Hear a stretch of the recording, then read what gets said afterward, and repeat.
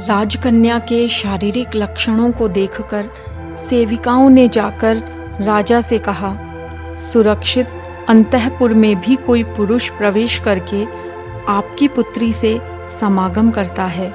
यह सुनकर राजा व्याकुल हो गया। उसने विचार किया कि संसार में कन्या होना बड़ी चिंता है। इसका कारण है कि योग्य वर ढूंढना पहली बाधा है। फिर वह सुख पाएगी या नहीं, यह संदेह पिता के कष्ट का कारण बनता है। इस प्रकार दुखी मन से राजा ने रानी से कहा, देवी, पता लगाओ कि सेविकाएं जो कहती है वह सत्य है या गलत। जब रानी ने अंतःपुर में अपनी पुत्री से भेंट की तो उसके खंडित अधर, नखों से चिन्हित शरीर को देखकर वह क्रोधित हुई और उसे पापिनी कहते हुए पूछने लगी, किसने तुम्हारे चरित्र को दूषित किया है? कौन तुम्हारे समीप आता है? सत्य कहो। अपनी क्रोधित माता के समक्ष राजपुत्री भय और लज्जा से सिर झुकाकर बोली, माता, साक्षात नारायण गरुड़ पर चढ़कर रात्रि को यहाँ आते हैं। अगर तुम्हें मेरा विश्वास नहीं तो आज रात्रि को ही तुम उन्हें छिप कर देख लेना। यह सुनकर रानी बहुत प्रसन्न हुई और राजा से कहा, हमारी कन्या सौभाग्यशाली है। स्वयं नारायण ने उससे गंधर्व विवाह किया है। आज रात्रि को हम दोनों झरोखे में बैठकर उनके दर्शन करेंगे, क्योंकि वह मनुष्य से बात नहीं करते। राजा को वह दिन 100 वर्ष के समान बड़ा लगा। जब रात्रि हुई तो दोनों झरोखे में बैठकर आकाश की ओर देखने लगे।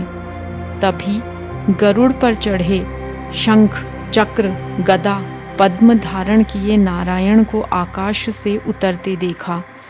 राजा ने स्वयं को भाग्यशाली मानते हुए कहा, जब साक्षात नारायण हमारे दामाद है तो अब पूरी पृथ्वी मेरे अधीन होगी। अगले दिन उसने अपनी कन्या से कहा, पुत्री, तुम जामाता से कहो कि वे मेरे शत्रुओं को मारकर मुझे चक्रवर्ती राजा बनाए। राजकन्या ने रात्रि को कौलिक से कहा, भगवान, मेरे पिता को शत्रु बहुत परेशान करते हैं। आप कृपा करके उन्हें मार दीजिए। कौलिक ने कहा, देवी, मैं उन्हें सुदर्शन चक्र से जल्दी ही नष्ट कर दूंगा। समय बीतता गया। सब शत्रुओं ने मिलकर राजा पर आक्रमण किया और वहां पर केवल एक परकोटा मात्र बचा था। इधर राजा कोई कर्म नहीं करके केवल कपूर, अगर, कस्तूरी, वस्त्र, पुष्प, मिठाई, उत्तम पेय पदार्थ कन्या के साथ भेजकर कौलिक की स्तुति करवाता और कहता कि शत्रुओं का नाश करो। एक दिन कौलिक ने विचार किया कि जब यह परकोटा भी नष्ट हो जाएगा तो राजकन्या के साथ मैं कैसे रमण करूंगा। इसलिए मुझे इस राजा के शत्रुओं के सामने जाना ही होगा। शायद वे भी भ्रमित होकर मुझे वासुदेव मानकर डर कर मर जाए।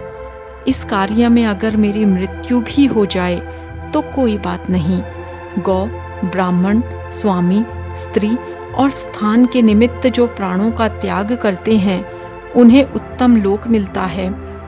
ऐसा निश्चय करके अगली सुबह कौलिक ने कन्या से कहा, तुम अपने पिता से कहो कि अभी वे सेना के साथ नगर से बाहर निकले और युद्ध करे।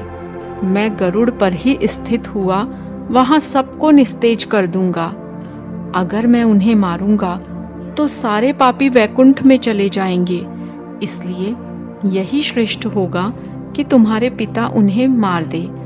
पुत्री ने जाकर पिता से कहा। राजा को उसके वाक्यों में श्रद्धा थी, इसलिए वह सेना को साथ लेकर युद्ध के लिए निकला। इधर कौलिक को भी अपनी मृत्यु के विषय में निश्चय हो गया था, लेकिन वह धनुष लेकर गरुड़ पर चढ़कर युद्ध स्थल पर गया।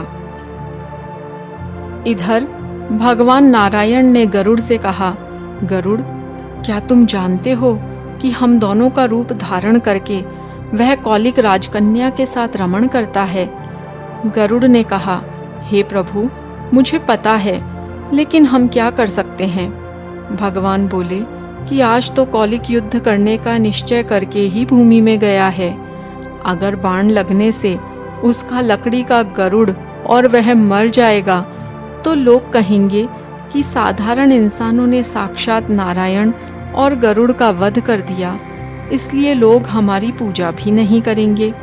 इसलिए तुम लकड़ी के गरुड़ में प्रवेश करो और मैं कौलिक के शरीर में प्रवेश करूंगा, जिससे हम शत्रुओं को मारेंगे तो हमारा यश बढ़ेगा। इस तरह उन्होंने सब शत्रुओं को मार दिया। सारे नगर में यही चर्चा थी कि राजा के जामाता ने शत्रु नष्ट कर दिए। जब कौलिक गरुड़ से उतरा तो उसका भेद राजा पर, नगर के लोगों पर खुल गया। सब उससे पूछने लगे कि यह सब क्या है। तो कौलिक ने प्रारंभ से लेकर अभी तक का सारा वृतांत कह सुनाया। उसके साहस से प्रसन्न होकर राजा ने अपनी कन्या का विवाह उसके साथ कर दिया और वह देश भी उसे दे दिया। इस प्रकार कौलिक ने सभी विषय सुखों का आनंद लिया। दोस्तों, भली प्रकार प्रयोग किया दंभ इस तरह सम्मान दिलाता है। कौलिक ने काम में लिप्त होकर राजकन्या को धोखे से हासिल किया, लेकिन समय आने पर नीति और बुद्धि का प्रयोग करते हुए अपने अभिमान और राजकन्या के विश्वास के लिए अपनी जान भी जोखिम में डाल दी। कौलिक ने वासना तो की, लेकिन राजकन्या से विवाह भी किया। कहते हैं, विश्वास, प्रेम और वासना ऐसे 3 कारक है जो अनहोनी को भी होनी कर दे। विश्वास रखें तो पर्वत भी हिल जाते हैं। प्रेम से मरा हुआ इंसान भी जी जाता है और वासना मनुष्य में नारायण को भी आने को मजबूर कर देती है।